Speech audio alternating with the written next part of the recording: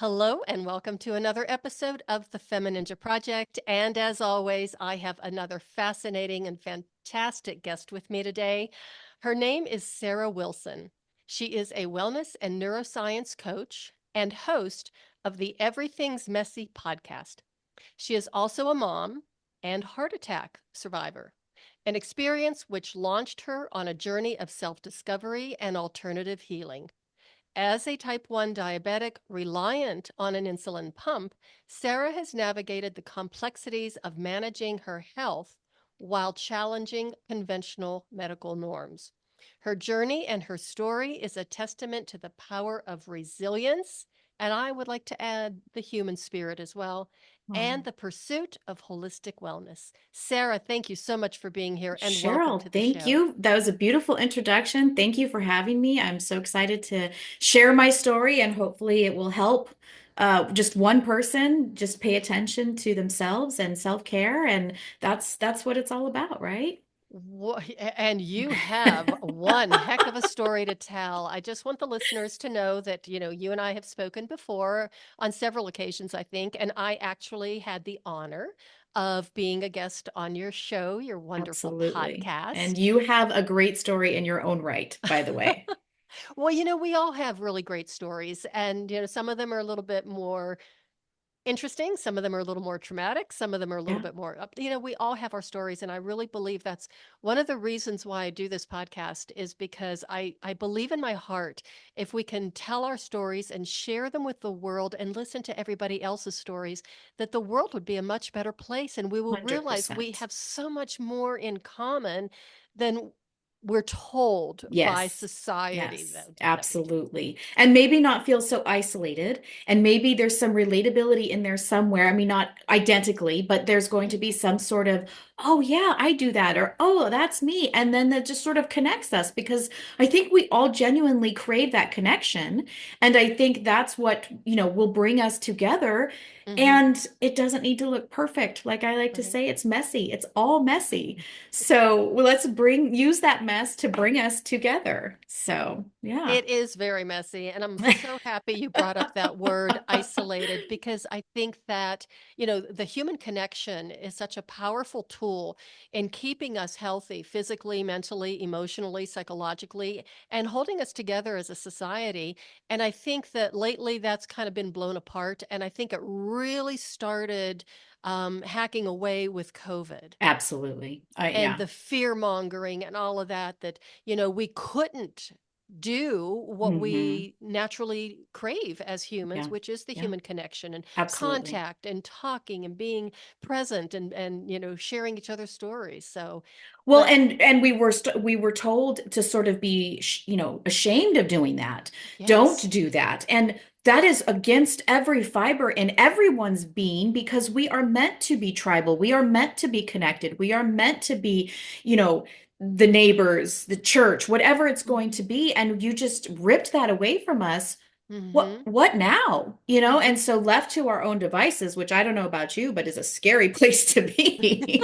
It's not what I want. I want to get out there and connect more Hmm. and talk to people. And, you know, we should be connected. Absolutely. So let's just dive right in and Okay. tell the listeners what happened because I know that you had your heart attack at Yes. the tender young age of 42. Yes. Yes. Yes. Well, so let's just start really quick and sort of nerd out a bit on just statistics. Okay. So heart disease for women is number one. 1 in 3 women will die of heart disease, and it's not talked about. Mostly you hear men are talked about, but men are 1 in 5. Women are 1 in 3. Wow. Behind breast cancer is number two. So heart disease is number one. And it's not talked about. I certainly didn't know about it. Other women that I speak to had no idea that was the statistic. So I really think women as a whole are doing a disservice for not knowing Mm-hmm. what's happening. And the funny thing is, not funny, but to find out, it's a compound effect. So as we become women and start our menstruation, the hormones that changes that our body goes through actually starts to put the stress on our heart at that age. And then as you go in, maybe you enter into your early 20s, maybe you decide to go on birth control, something like that. They don't tell you how dangerous that is for your heart. It's meant to be used as a birth control, and that's fine, but there are very real side effects of having that birth control. And again, the stress is put on your heart. So again, it's cumulative. You have this compound effect. And then maybe you decide, okay, now I'm going to become a mom. So then your body goes through the changes of having pregnancy and having children. And it's just this accumulative compound effect, and you add stress and you add not taking care of yourself and you add all of these things, and pretty soon you're the loaded gun walking around, and it's just waiting for the trigger to be pulled. And again, 1 in 3 women, 1 in 3 have heart disease. So it's very, very serious, and I don't think we're taking it seriously enough. So I say all that to say I didn't know. I have to take personal accountability and responsibility to get to the point that I did. And most people don't have mitigating circumstances of being a type 1 diabetic, which Mm-hmm. also added to the stress. Mm-hmm. But I will tell you, my biggest downfall, if you will, was the self-care that I didn't show myself. I Mm-hmm. didn't, and it wasn't resentful. I just took care of my children. Well, I yeah. didn't, yeah, I just did it. I didn't think, oh, I need that walk, or I need to, take 10 minutes to myself. Collapsing into bed at night was the norm, trying to get Mm-hmm. as much sleep that as I could, and then getting up and doing it again the next day. And years and years and years of that, it didn't do me any good. And of course, the old cliche, you're in the airplane, you're supposed to put the oxygen mask Mm-hmm. on yourself first before you put it on the child, because you'll be able to better serve them. And I think most women, we're pouring from an empty cup, whether Yeah. we're conscious of it or not. That's what we're doing. And it's wreaking havoc on not only our mental state, but our physical state. Mm-hmm. And if you're also, not doing the things that you need to do, taking care of yourself, things like that, it's just building, building, building, building until someday, 6 days before I turned 43 years old, bam, it hits me. And then you're forced to, right? I say this all the time. We take our health for granted until we don't have our health anymore. And the body is an amazing thing. Your body loves you the most because it overcompensates and adapts and will Mm-hmm. run on fumes. The little tiny nuggets that you give it is trying to do and still operate what we ask it to do Mm-hmm. until it can't, until it absolutely can't anymore. And, you know, having to stop and recognize that and realize, I've been doing it wrong. That was hard. That was hard applesauce to eat for sure. Mm-hmm. And, nobody wants to look at themselves and say, I played a part in this, but I had to. I had to. Mm-hmm. And, taking it back to when I was diagnosed with type 1 at 15 years old, I was a rebellious teenager. Okay. Mm-hmm. Think back to when you're 15. Not only are you trying to figure out the world around you, and you pretty much are angry at everything anyway, Mm-hmm. right? Now comes this chronic illness that you're told to deal with.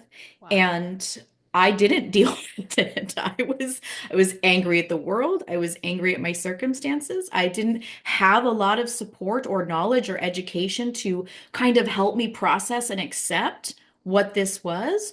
So for very many, many, many years, I didn't, regulate my blood sugar the way that I should have. And that also compounded the stress that led to the heart attack.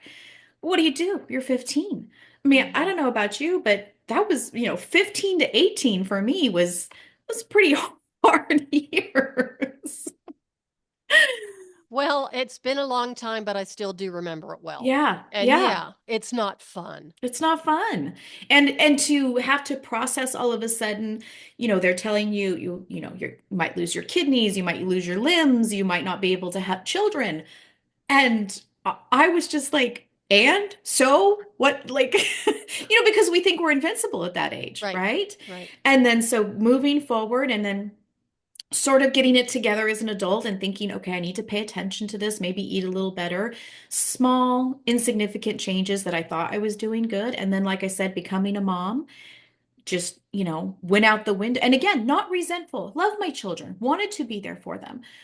But after having the heart attack, I realized it's that not only was I worth it to take the time for myself, I was a better mom for it. Mm-hmm.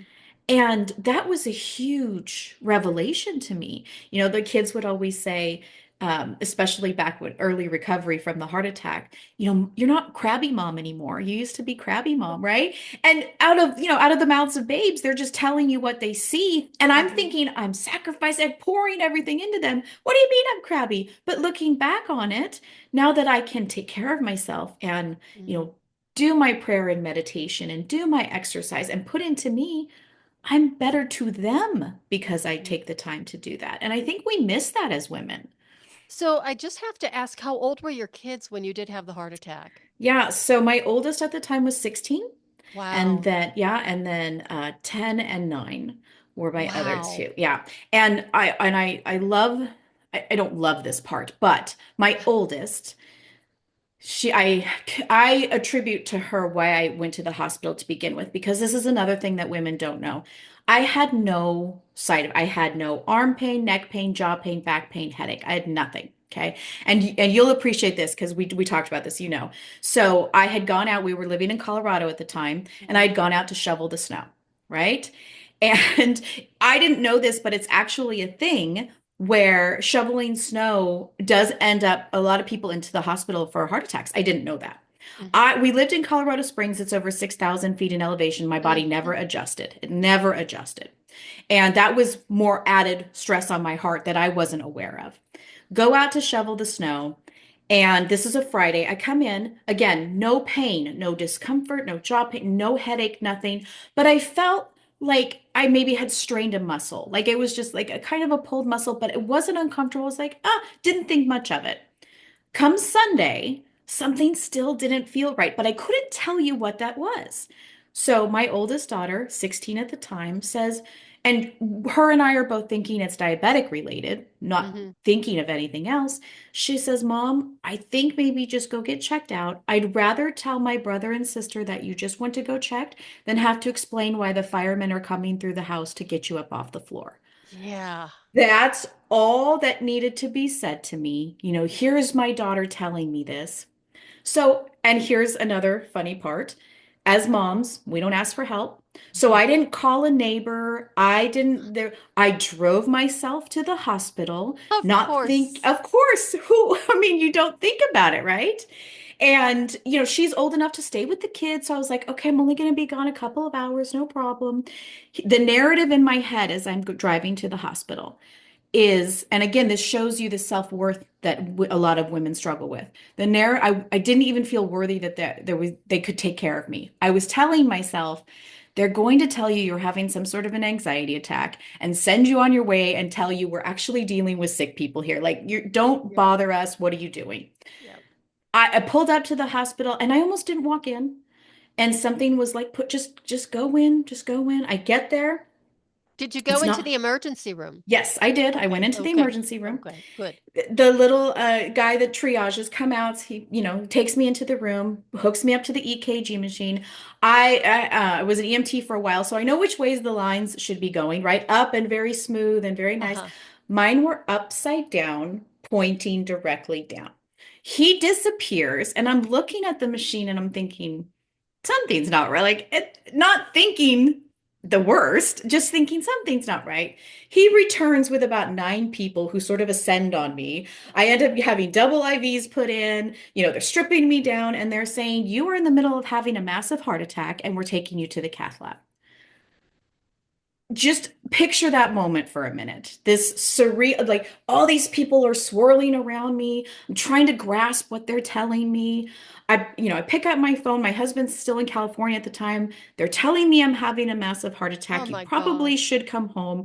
The whole time, Cheryl, though, the whole time in my head, what am I making the kids for dinner? I'm still not accepting what's happening, and I'm worried about them the whole time.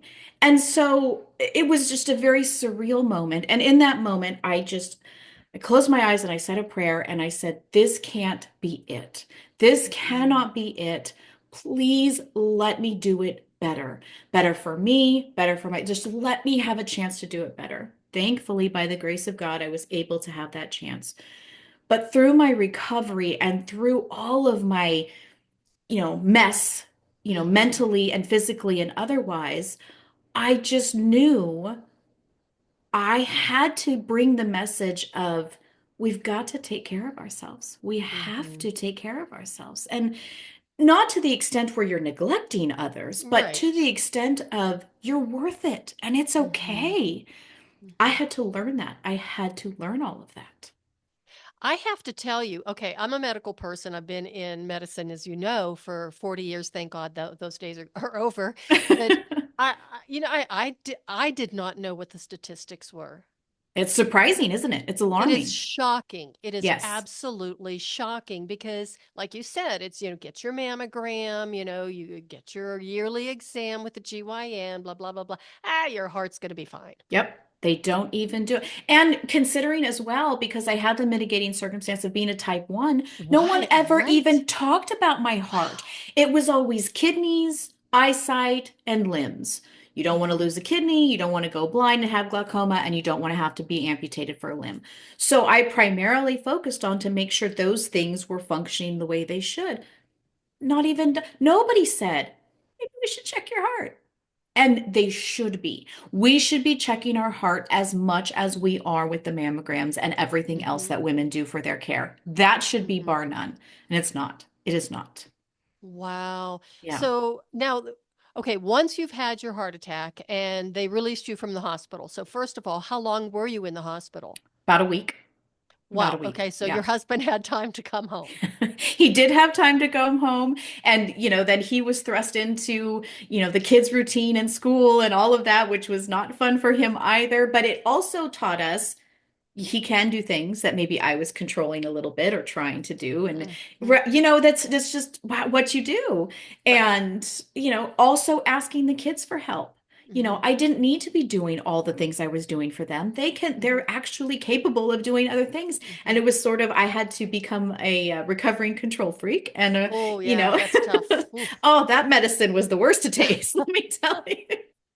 So, at the time, did you have any family living near you or friends? I mean, Nope, because you hadn't lived there really that long. So, it's exactly. not like No. you had And support. no. And again, we talk about that word isolated. Uh And huh. it was you know, I was able to get through it. I was able to concentrate on my recovery, but to do it alone was hard. It was Yeah. hard. It was really hard. So did you seek out any support groups? Because I mean, I remember that, even as I was working in my first career as a respiratory therapist, I even started this myself in a hospital I was training at as a student. Was, back then doing open heart surgeries. Okay, go way back in the time machine. You're talking like 1976. And that's when I was still, going through my education. And I remember having, one guy in particular who was so upset and so worried and so fearful and everything. And I said, hey, there's a guy across the hall who's, gone through this. He's, like a week post-op. Would you like to talk to him? So I actually got, as a student, open heart patients to be able to communicate with each other, That's those who are down amazing. the road. Well, somebody had to do it. And it's Yeah, like, why didn't anybody think about this before? that's amazing. And there was a program. So, because of my age, I was offered two choices. I could do conventional cardiac rehab, which consisted of, I think, 2 to 3 hours a week of Hmm. they show you the exercise and things like that. Hmm. Or I could do something called the Ornish program. Hmm. And this was created by Dr. Ornish. And it was 4 hours twice a week, so a total of 8 hours a week. Hmm. And every hour was so the first hour was exercise. They Hmm. showed you what to do for your heart, how to do it, and they hooked you up to heart monitors to make sure it was functioning correctly. So all the while they're checking you while you're doing it. That was the first hour. The second hour was dedicated to therapy. It was group therapy. We were all there in the same, of course, I was the youngest in the group, but we were all there to share our experience, sort of lift each other up, and just realize I wasn't the only one that went through this. I was the youngest one, however, and there were not any type 1 diabetics. But again, Hmm. we're all in there for the same thing. So it was a good session. And the third was dedicated to teaching us, literally, I didn't even know how to do this, how to breathe. So my whole life, I was a very shallow breather. And that Hmm. you can survive shallow breathing, but the power in deep belly breaths, Had no idea. I had literally had to teach myself how to breathe. Mhm. And this was a whole hour dedicated to calmness, breathing. We did some yoga. It was just taking that time, Mhm. sit in your, all the feels, sit in what you need to. And they taught us to do that. And the last hour was dedicated to diet. Mhm. And this is where I venture off on my own. In the beginning, because they're telling me all this and I want so desperately to be better, I buy into this program hook, line, and sinker. I feel like, they must know what they're talking about. This is absolutely important and vital that I follow this until the diet part was mostly vegan and mostly soy. Mm. And yes, and again, I bought it hook, okay, so I'm going to be a vegan. I'm going to eat right. I'm going to do all this stuff.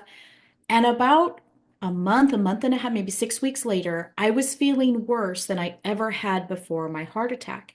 Come to find out, I became severely anemic to the point they Oh, wanted to do a blood transfusion. I mean, it was really, and this happened very quickly for me. wow. And I say this all the time. I have nothing against vegans who are doing that, and that's what they believe in. For me, it was a train wreck. It was an absolute Mhm. disaster. And I started to go in and I would ask the nurses, they prepared us a meal of like lentils and squash and, all these wonderful things, lots of soy. And I would always have to bolus. So I would have to ask, well, how many carbs are in this meal? Okay, the lowest meal they ever served us was 115 grams of carbs in one meal. Yes, your face says it all. Yes, Oh my God. yes, yes. All the while they're telling me how healthy this is for me. Okay, Oh. yes.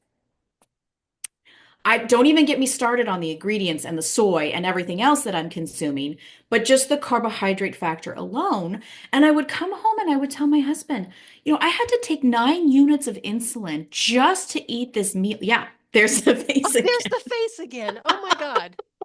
So, if you're just listening to the audio, to my listeners, you might want to hop onto YouTube so you can I'm see freaking her the out. many I'm the freaking many her out. faces of me.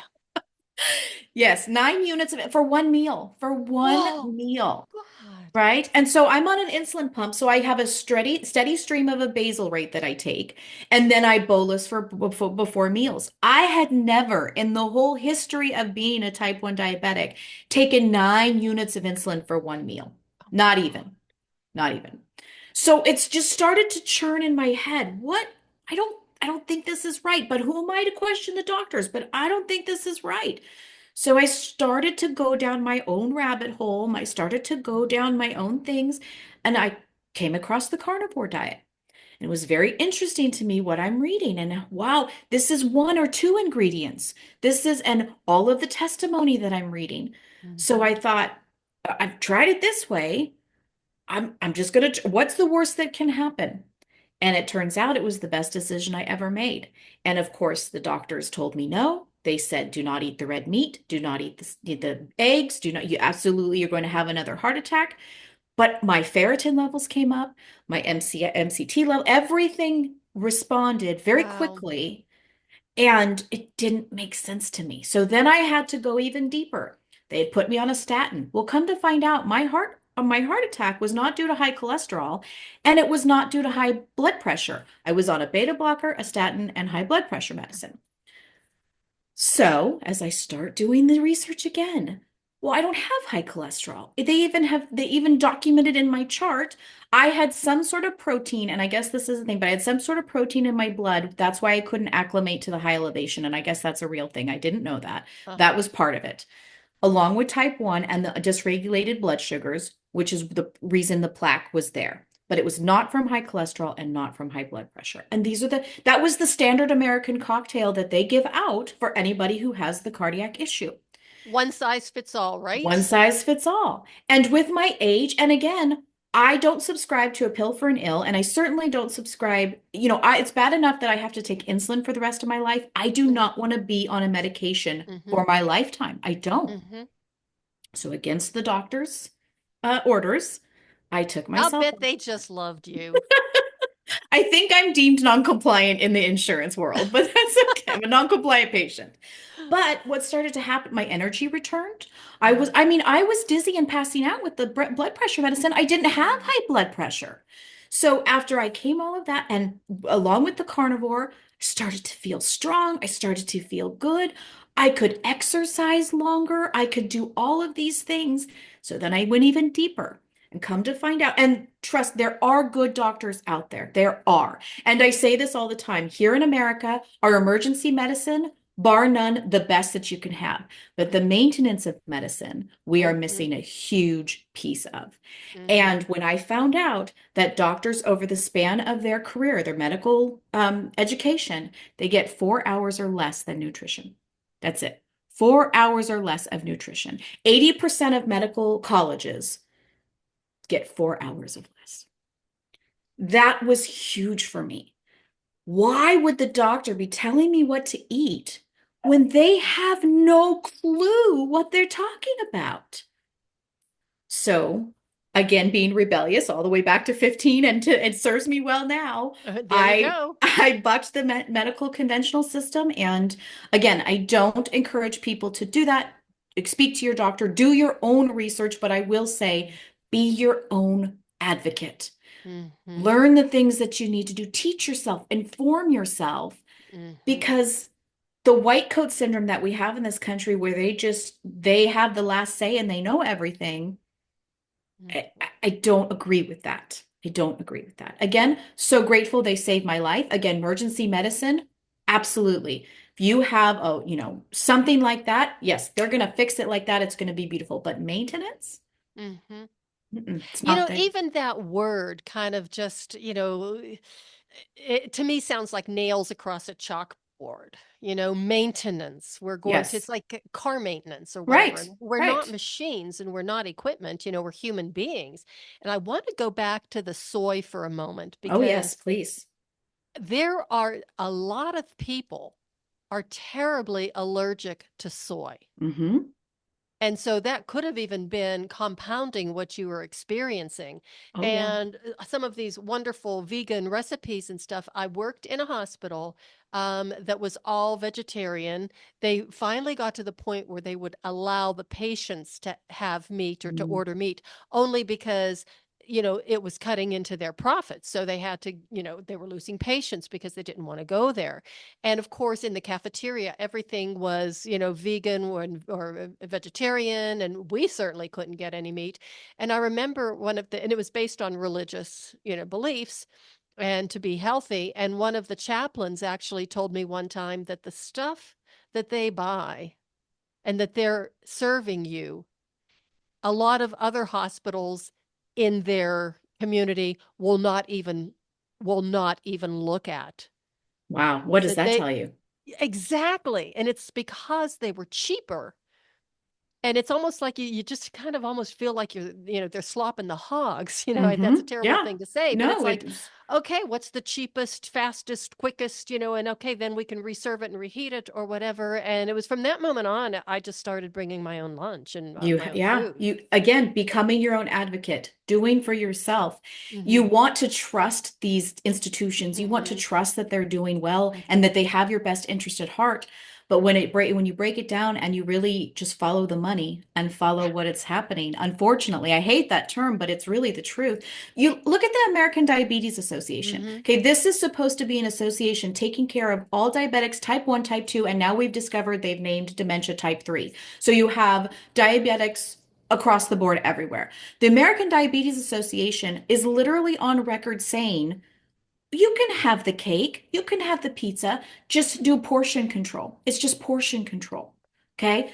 Oh, This is literally their mentality telling vast majority of communities, well, have the pizza. It's all right. Now, I'm not saying don't have the pizza, but I'm saying if you're portion control, but you're having pizza every day, you're doing yourself a huge disservice. right. 100%. But these people are trusted because they say American Diabetes Association and they're out there saying, "Oh, just portion control." Just Mhm, but when you look at one slice of pizza and you see how many carbs are in it, right? mhm. Don't even get me started on everything else, just the carb amount alone, and you're not supplementing with any protein, you are hurting yourself so much. And they're telling you to do that. And so I have blown, my mind is just blown with again, these institutions that we're supposed to trust and Mhm. look after and think that they have our best interest at heart, and they don't. You talk about the soy. We know now, not only is there a high allergy to soy, we know that high amounts of soy consumed cannot be digested like it's supposed to be. And the first thing they tell women who are diagnosed with breast cancer is no soy. Why do they tell Yeah. you that? They say no soy, no sugar, right? But Mhm. then you have these companies to make themselves feel better. They slap the pink ribbon on their, terrible products, and they're the reasons. That's what's in there that's causing these Mhm. problems. And it just sort of that glass shattering when you find out all of these things, and you just, now I'm the other end of the spectrum where I trust nobody and Right. nothing. Yeah. Well, I think that's actually a better place to be. I'm an incredibly suspicious person, and I think I always have been most of my life, but now it's almost to the point of I don't trust anyone or Yeah. ever anything. And even when Yeah. I go to the store and I pick up a label, I've interviewed enough people by now, and a lot of them are, nutritionists, naturopaths, a lot of different dietary, and they have educated me so well that, when I'm reading the ingredients and I can see the fine print and the way that things are kind of hidden from us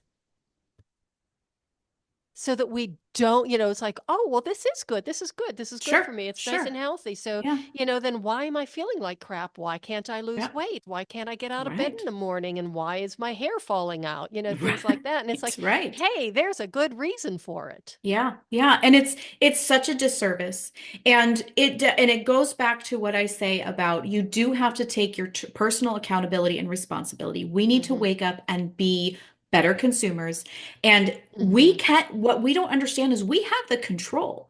We can stop buying these things. We can Mm-hmm. stop buying these products, and they're going to have to change. I don't know if you follow the Food Babe on Instagram, but she's the one out there in front of Kellogg's, and she's telling people your product has terrible, terrible things in it. And she had this petition signed, 40,000 names or something like that. And they showed up to Kellogg's headquarters. Kellogg's wouldn't even talk to them. Weren't What they does that actually tell you? mocking them and making fun of them from inside the Yes, building? they were up in the window. You can see it in the Yeah. video. It's Yeah, terrible. hey, great Terrible. PR. Yeah, right? Why would I want to buy that product to begin with? But now you're even telling me that I don't know what I'm talking about when I can Right. read your labels, I can see what you're doing. And you You can know, research it. Mhm. Right, right. Then you have, Europe, right? You put a side by side Mountain Dew or Fanta soda, not, and I'm not a proponent of drinking soda, but if you're going to drink it, Europe, they don't have half the chemicals in it that Uh-huh. we do here. When did we become the lab rats? When did we become the guinea pigs for Mhm. this? And again, we have the choice. We can stop buying it until Mhm. they fix it. And we've Mhm. seen power in that. We've seen power Mhm. in campaigns of boycotting and things like that. We need to use our power to make the change. And I think more and more people are waking up. I like to Mhm. see that, but we're still not there. We have so Right. much more work to There's a do. lot And to do. well, and the other thing too, I don't know if you follow Dr. Casey Means and her brother Callie. They were recently on Joe Rogan, and she wrote a really Yes. good book called Good Energy. And Yes. when you read the book and when you figure out that there was this report that came out in 1910, I believe. I forget the name of the report, but I can look it up for you. But it basically was the catapult of why we stopped using homeopathic medicines, natural medicines. It basically came out and started calling it voodoo, witchcraft, and all these kinds of things. And so then the medical institutions were just bombarded with all of these modern day technology. And again, not saying that there isn't a place for modern medicine, but when Mhm. you have a Chinese herb that's been used for thousands of years and you have actual evidence, it has worked, but you're going to tell me I don't want to say any pharmaceutical names, but you're going to tell me that that is going to make it better for me than Mhm. this that's been proven and it's natural and my body can digest it and there's not going to be how many side effects from taking the other thing? Mhm. And not even talking about why is our country and New Zealand, we're the only two countries in the world that you're allowed to advertise pharmaceuticals on television for. Why? I think that's horrible. It makes my head explode. And I love when it gets to, they show everybody dancing around. They're so happy, they're so healthy, they're so vibrant.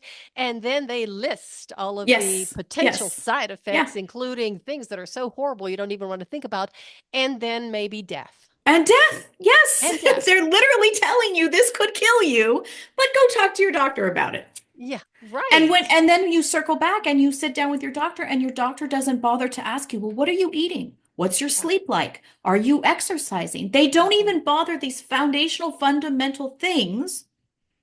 We're missing a piece, we're missing something. Mhm. And, well, I have a really good friend who was going to, I guess I don't know if she was a PA or a nurse practitioner. I can't really remember, but for hormonal and all these things, and her A1C was like out of whack and stuff. And so this every time she went, she'd say, "Oh, you need to take this, you need to take that," and my poor friend was getting worse and worse and worse. And finally, I said, "Look, why don't you try this?" And I recommended actually this gentleman who was on my show, and he's a chiropractor and a naturopathic physician or whatever. And oh my goodness, in like just a few months' time, she lost a lot of weight. She feels better. She looks fantastic. That's And remarkable. well, and the funny thing is, I says, "Well, you're not going back to that woman, are you?" I had lunch with her just this past week. And she says, "Actually, I did. I wanted to see her reaction."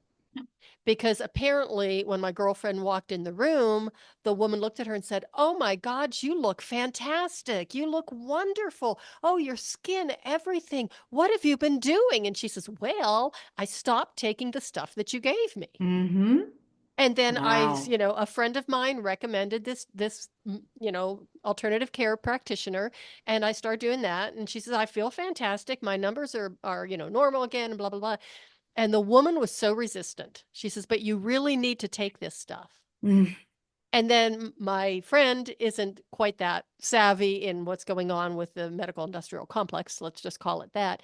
And she said, "I found out that they get a kickback for every Yeah. medication." And I'm like, Yeah. "Oh, you're so adorable. You're so Yeah, naive." yeah, right. And that, but isn't that sad? Another victim being Yeah. taken advantage of because they're Yeah. trusting this system. They're trusting you're going to help me. I go to the doctor because I need help. I Yeah. didn't go to medical school. I don't know how all the systems work. And then they're victimized because it's a pill for an ill, and you're shoved out the door, and you return because now you have a side effect, and then you're given another pill, and you're shoved out, and that's just terrible. It is terrible. I think that's just, I mean, it should be illegal. I mean, it should be just, I think it's shameful, just absolutely shameful. I So, and agree. I have Agree. one question for you that's really off the beaten path. My mind was in a different direction, but it popped into my head when you were telling your story about being in the group, with all the other hmm heart attack survivors and stuff. And of course, you were the youngest people in the group. All I could imagine was how many of them looked at you and said, "What are you in here for?" Yes, they did. They did. They thought maybe I was an intern or doing research or something like that. And when I told my story, they of course were very shocked. Um, and two of the people that I was in there with, a man and a woman, they were high performing athletes, right? You wouldn't suspect that they should have been in this room with me. They could run 10 miles a day. They were and this is another proponent for women to understand, especially with the woman athlete that was in there. She was very Wow. much into cardio, and cardio Mm, was her life, and that's all that she did. And I'm not going to say it was because she didn't do this for the heart attack, but her heart muscle, she wasn't strong. She was, and I don't want to say skinny fat because she actually had the stamina, but she didn't have muscle. There was no muscle on her body. And if we're mm, building muscle, we're using all of those systems that we're designed to use, and it helps yeah. regulate hormones, and it helps regulate sleep, and it helps keep us strong. Yeah. I interviewed a lady the other day, a fabulous woman. She primarily works with women 55 and older. And her whole thing was, it's not if you're going to fall, it's when you're going to fall. Mm, And she tells this story about comparing her mom, who she got to lift weights, to her mom's mhm, friend who didn't. Both of them had an injury. One ends up breaking her hip and has to mhm. go into palatal care and all of that. And her Ugh. mom was just sore, had a bruise, and she was fine. And it was the same exact injury for both of them. But Mm, it showed you're protecting yourself by building that muscle. You're protecting Mm-hmm. your body by doing that. And as women, I think we focus, I know I did, it was cardio. Make sure I walked, make Mm-hmm. sure I ran, make sure I did all this stuff, even CrossFit, Zumba. My mom did jazzercise when I was little, like all of these things that we're supposed to do. And we don't go after the weights because for some reason it's this fallacy. We think, we don't want to look like Arnold Schwarzenegger. I Mm-hmm. promise you, you could spend all day in the gym every day and you're not going to look like that. You're not going to get buff, but you are Mm-hmm. going to get strong. And women forget that I mean, Mm-hmm. we carry our babies and the shopping bags and the purse and everything else that we can Mm-hmm. fit in our hands, but we need to keep doing that. We need to grow Mm-hmm. that. It's going to protect you one day. Mm-hmm. And just pounding your joints and pounding your bones in a healthy way. Absolutely. I had a spectacular fall. It was about a year and a half ago. Is that it? Yeah, or it'll be 2 years, I think, in January. I can't remember. But, there I was 66, so it was 2 years ago. And I was walking out of the dojo and I had, all my stuff in my arms, water bottle. I had my keys, I had my notebook, I had a katana, and I had a wooden sword, and I had all You this were stuff. loaded. It's loaded. And all I know is, it must have, there was a little bit of moisture on the entranceway when I walked in, but the sun was shining. It was not that cold of a day, but it was cold enough. There was an awning. So in the time that I was in class, that had iced over, but I didn't know it. It was Oh black ice. no. So Oh, I walk out the door, and one moment I'm just, taking a step out the door, and the next thing I know, I'm flying through the air and I landed on the cement. oh my It was gosh. decorative cement. And the guys heard it and saw me, and they came Oh, rushing out to see if I was okay. And the first thing I did is I looked up at them and I said, "Did you see my break fall?" Because I practice oh, falling three yes, times you a week. do. Yes, you do. And they're like, "Are you okay?" And I'm like, "Yeah, I think so." And I looked around, and there was this circle of stuff around me because I must have thrown everything in the Mm. air, so I could do the break fall. I don't even remember. I just reacted. But I had, my sword and my bokken and my water bottle and my keys and my notebook, and pages actually flew out of my notebook. And all I could think of was, oh my God, thank God I knew how to fall and that I That's practiced amazing. this for so And many years. that right there should tell other women you have to prepare your body for something like that Yes. because we're not anticipating that. We're not walking No. around on eggshells afraid And that you we're going don't to want to fall. be. You You want to don't be want to sure be. footed. Right. Yeah. Right. Right. So that's amazing. That's absolutely amazing. Good job on the break fall. Why, thank you. And it was really funny because, after I started driving home, I got like this trauma response and I started shaking in Mm, my mind, started going, oh my God, what sure. if? And it was Sure. like, don't even go there. And when I got home, I thought maybe I should take some Advil just prophylactically. And then it was like, nope, just see how you feel in the morning. And in the morning, I felt great. I That's wasn't amazing. I sore love at all. that. It was I just love incredible. that. Don't want I to do love that. that again, though, but it was amazing. Right. But you're putting things in place to protect your body if you do, right? And obviously going to the dojo that you do, you Hmm. said 3 days, 3 times a week. Yeah. That's that's Yeah. crazy. I just admire you so much for that. I really Oh, do. thank you. My son does jujitsu, and I sit there and I watch, but I don't know that I am strong enough to get in and do that. So the fact that you do that is amazing. So what type of jujitsu? Is it Brazilian It jiu-jitsu is or? It's BJJ. He does no gi. And Mhm. we tried with the gi and it was very constricting. He did not like it. He couldn't move and do the motions the way that he needed to. So when we switched to no gi, he actually got much better. And now he's sort of progressed from BJJ. We still do that, but now he's doing wrestling as well. And it's so great. But I just think, I think back when I was first recovering for my cardiac recovery. I could lift 3 pounds. 3 pounds Mhm. is all I could lift, right? Wow. That's how just devastated my body was, for lack of a better term. And I remember telling myself, I just want to get strong.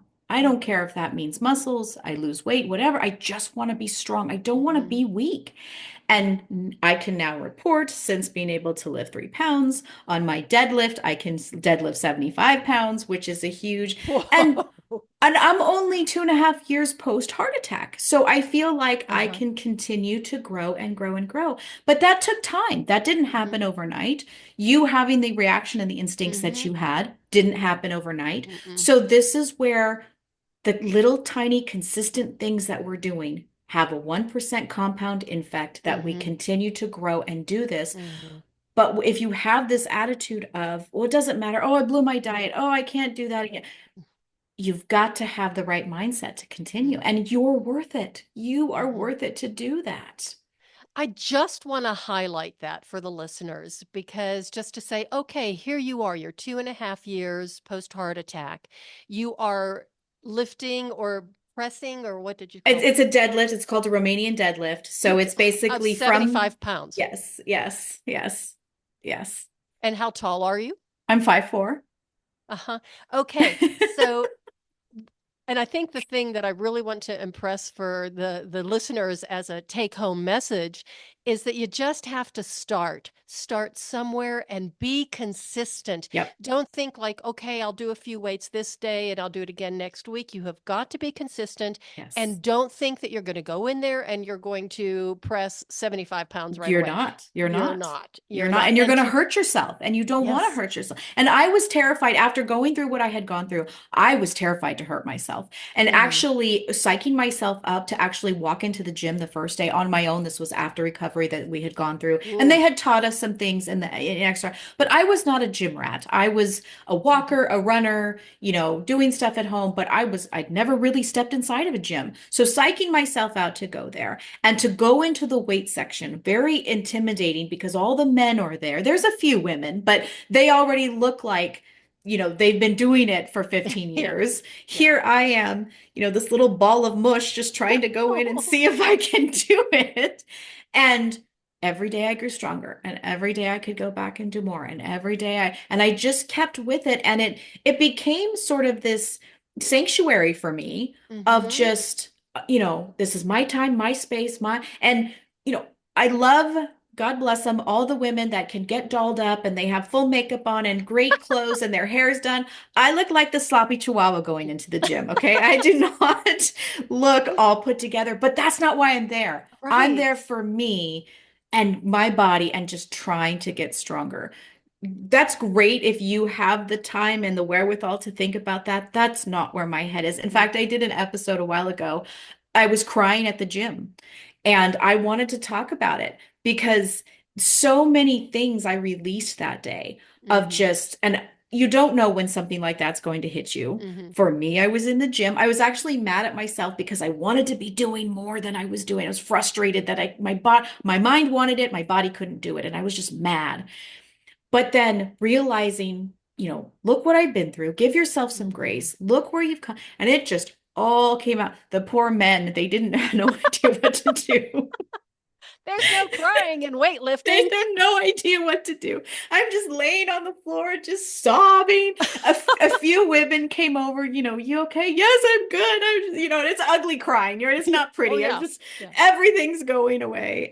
But it was so cleansing and so good. And I feel like because I had that physical tension Mhm. and what I was Mhm. doing, that helped me release some of that. Mhm. And so if you're not constricting, if you don't know that Mhm. feeling, you're kind of stuck in this fight or flight or this, your nervous system isn't regulated. It's because Right. you need to release. And so push and pull and constrain and that friction, your body needs that. And you're not Mhm. going to get that with a 3-mile run. And now don't, Mhm. don't get me wrong, cardio is important. It Mhm. exercises your heart, it exercises your lungs, it helps you build stamina.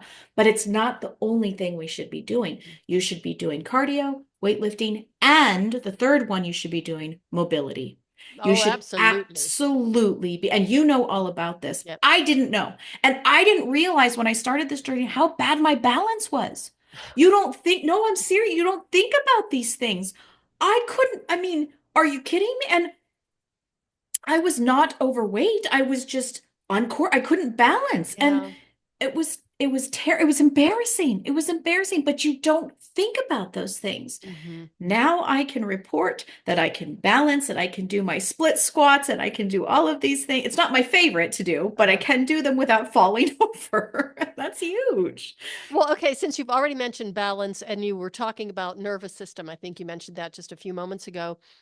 You're a neuroscience coach. Mhm. So tell us more about that and how you practice and how you work. Do you work with women in particular? Do you work with anybody who's gone through something similar to you, or just who want to get into better shape or into better habits? Tell us about that. Yeah. So the neuroscience, I primarily started it. My whole family practically is neurodivergent in some aspect, Mhm. ADHD or on the spectrum or something like that. And I actually wanted to understand it better. Okay. So that was primarily why I started.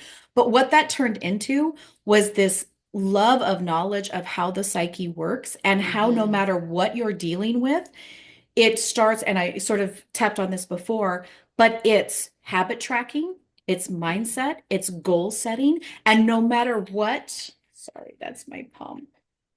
My insulin pump is mad at me. I'm sorry. Oh, that's okay. Okay. No matter what demographic you are, you can get a hold of your mind and implement these things in place. And it doesn't have to be huge and it doesn't have to be overwhelming. In fact, I encourage you to start small. And I have worked now with a couple of people that are have ADHD, and we've implemented these things where they couldn't focus, right? A lot about focus. They couldn't time manage, and it was really hard for them to get tasks done. So, by doing a strategy of very small habit tracking things, just very small, 1%, you Mm-hmm. wouldn't even notice, but set a time limit on your phone, do Mm-hmm. this, write down your task list of what needs to be done. Just very simple things. And again, this applies to anybody, busy Mm-hmm. moms, corporate people who are out there trying to conquer the world. This is going to help improve all of that. And it's just very simple 1% things. And again, habits are evolving, right? So Mm-hmm. you're going to do this for a while and then you need to reassess. Right? Mm-hmm. When I started habit tracking, one of the habits I started tracking was how much water I was intaking. Come Mm-hmm. to find out, I wasn't drinking enough water. But Mm-hmm. how would you know that if you don't have the data in front of you? Mm-hmm. So by actually seeing the data and then being able to correct, I Mm-hmm. started to get enough water. And the biggest piece to this, and again, this goes to anybody neurodivergent, neurotypical, it doesn't matter what it is, you have to celebrate these small wins. And Mm-hmm. especially women, we don't celebrate ourselves. We Mm-hmm. celebrate others, we celebrate our children, our families, maybe other friends, but we don't do that internally and say, hey, good job. And so the habits make you say, hey, I did 10 minutes of breath work today. High five me. Or, hey, I drank all my water today. High five me. And when we start to celebrate, our Mm-hmm. mind starts to record that and be like, oh, we did something good. Oh, we want Mm-hmm. that feeling again. So it Mm-hmm. has no bearing on really where you land anywhere in any spectrum. It's Mm-hmm. telling yourself, hey, I did something good. And your Mm-hmm. body will follow suit with that, right? If Mm-hmm. you have this negative connotation, if you have all of these negative thoughts, your body is hearing that. And your body's sitting there going, well, why try? Why try? Right? But if they're hearing, oh, hey, I think we did something good, they're going to be like, put me in, coach, put me in. I can Mm-hmm. do this. Mm-hmm. And all of it starts to be symbiotic and it Mm-hmm. moves you forward. I love to talk about failing forward. I did a lot of Mm-hmm. failing. Mm-hmm. When I stopped beating myself up about it, though, and realized, no, this is just, I failed forward and I'm going to Mm-hmm. reassess and I'm going to do it again, that changed my whole perspective Mm-hmm. on things. It was huge. Mm-hmm. And so that was very interesting learning that part of it. And I enjoy it. And now I'm sort of just dug my nails into it and I can't get enough of it. I can appreciate that. I am a nerd about neuroscience, and we do talk a lot on the show about neuroplasticity and, the malleability of the nervous system and the brain to change. And I was just going to ask you, have you ever read any of Dr. Norman Doidge's books?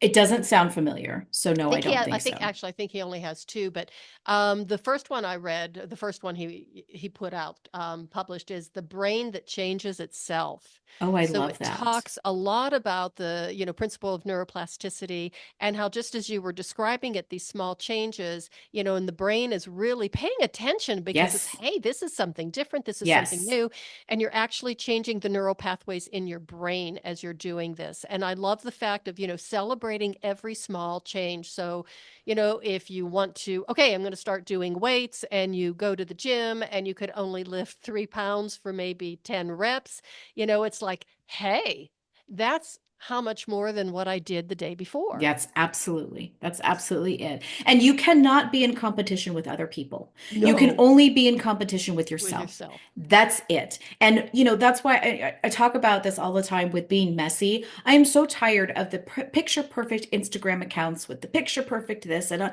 you know what? That's bullshit. We're messy. I'm not saying you need to be a slob. That's not what be responsible and do the Yes. things that you need to do. But life is messy. And Mm-hmm. until we actually accept that and sit in that mess for a while, and then we Mm-hmm. start to go, okay, I don't want to stay here. I don't want Mm-hmm. to be a victim. How do I change this? How do I find the Mm-hmm. strength through this? That actually sets us up because that next mess is coming, whether you're ready Mm-hmm. for it or Mm-hmm. not. And so you have to practice that resilience. You have to put that in your repertoire of Mm-hmm. tools to combat all of the mess that's going to come. Mm-hmm. And again, there is a time to be sad. There is a time to Mm-hmm. sit in it. I was there. I promise you, I sat in it. I beat myself up. I was mad at myself. I felt like I disappointed my family. Like you feel the feels I was feeling it. But I didn't want to be a victim of that. And I didn't want to stay there. And I had to, pick myself up and get into the mindset of, okay, this happened. Yep, it sucks. What are you going to do about it? What are you going to do about it? Because again, something else is going to come. It's Mm-hmm. not, you don't just get one and done. I mean, that would be great, but it doesn't happen. There's something else that's going to come. We need, I think, especially with social media and comparing and the things that are out there, we're missing Mm-hmm. resilience. Mm-hmm. We have this very toxic mind frame of what we think we Mm-hmm. should look like, what we think things Mm-hmm. should be. How about give me a picture on Instagram of your dishes in the sink that you haven't got to yet, Mm-hmm. Or right? the dirty laundry Or sitting on the the, yep. because that's all of us. My Yeah. favorite is the Instagram accounts who actually are pretending to say, "Well, I wake up like this," but they have full makeup on and their hair's done, Right. and it's like, Mm-hmm. give me a break. Come on. And why do we need to put that out there? There's Mm-hmm. something to be said about still being mysterious. We don't have to live every moment Right. online and share everything with everybody. Right.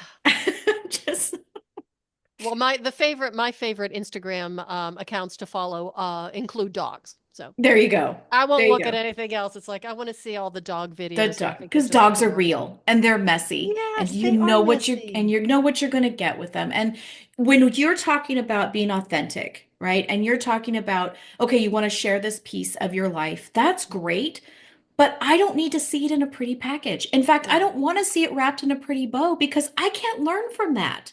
I Mm-hmm. can't learn from somebody showing me what they think I should look like or what they think Mm-hmm. I should be doing. I can't, I want to learn from someone who is crying at the gym, who is falling or outside the dojo. That's how I'm going to learn. And I think we're all better for that. Mhm. I'm sorry. I keep going back to that picture of you laying on the floor crying in the gym. And I just I think, did. that's I just, did. I mean, you can't get any more authentic and genuine than It that. was terrible. It was, and then you kind of collect yourself and the moment has passed and now you're a little bit embarrassed and you don't want anybody to see you. But it was such a real moment for me. It was such a just cleansing and just I could Well, breathe. I mean, and look at the positive aspect of this. Because you weren't wearing full makeup, your mascara wasn't it running, you wasn't didn't have streaks no. down your face. I mean, you're just real. No, but it was sweat and red face and just it was terrible. But I almost wish I did have a picture of that and I wouldn't be Uh-huh. afraid to post it because I know people have these moments and Uh-huh. yes, they should be in private, although mine was not very private. But it was a real moment and Uh-huh. it was messy. And again, Mhm. I want everybody to know it's okay. It's Mhm. okay. It's not perfect. You don't have to show that you're perfect. And I think we're better for that. Well, I got to tell you, Sarah, you are a true warrior. You have the spirit, the heart, and the soul of a warrior. I appreciate that. I appreciate that, especially coming from you. I know your story. I know what you've been through. That is a very, very nice and deep comment. And, Thank you. I was told, when I was first diagnosed with type 1, how do you give yourself shots in your stomach? All that this is before the insulin pump. How do you do that? You know what? it's life or death. You kind of have to Yeah. just do it. And Yeah. so all of us that are put in these situations and you're like, Yeah. how do you do? We just do. We just do. You Because figure it out. what's the alternative? Yeah. Do I want to be a victim for the rest of my life? Do I want to No. sit there and be angry the rest of my life? No. What kind of life is that? Yeah. So we do what we have to do. Okay, so now tell the listeners about your podcast, how they can find or where they can find it, how they can subscribe, follow, blah, blah, blah, blah. And any of your other links, of course, these are in the show notes. I've got I everything in appreciate there that. already, and they'll be there forever and ever. But I really like for the guests to articulate, where they can, how people can get a hold of them or find them to follow. It just gives it a lot more of a personal touch. I appreciate that. Yeah. So the podcast is Everything's Messy because, well, it is. Any platform that you're listening to your favorite Mhm, podcast on, I am on. Then I have my website, Everything's Messy Wellness. If mhm, you are a type 1 diabetic or you're a parent of a newly diagnosed child that has type 1, mhm, because that's usually when it's diagnosed, mhm. um, I understand that. I understand how your world can be completely turned upside down. I'd love to work with you, get you through that, talk to you. My parents were given a syringe and an insulin bottle, and we were sent on our way. I want so much, and I think it's a lot better nowadays, but Mhm, we're also missing some of the humanness of it when you are so mhm, clinical. Let mhm, me know. I'd love to work with you. I'm also doing the mindset stuff. So if you have mhm. a messy mountain and we need to move it, let's move it together. We'll gain momentum. That's all on my website, Everything's Messy Wellness. On Instagram, I'm at Everything's Messy Wellness. I'm on X at Everything's Mess. Facebook, Everything's Messy. And yeah, I'd love to know what you think. Let me, hear from you and keep it messy. Mm. Well, Sara, thank you so much for being here on the show. I've loved our conversation. Your story Me is just too. amazing, and I love your positive attitude and your enthusiasm. Thank you. Thank you so much for having me. What a great opportunity. And I absolutely love the conversation. Thank you so much. You are truly, truly a warrior. Thank you. And everybody, thank you so much for listening. I really appreciate it. Please share this episode with everybody you know. Life is messy, but that's okay. We can deal with it and make sure that you're taking really good care of yourself and your health. It's just so important. Don't be afraid to question the white coats. Don't be afraid to do your own research. And don't be afraid to cry in the gym. And that is the way of the FemiNinja.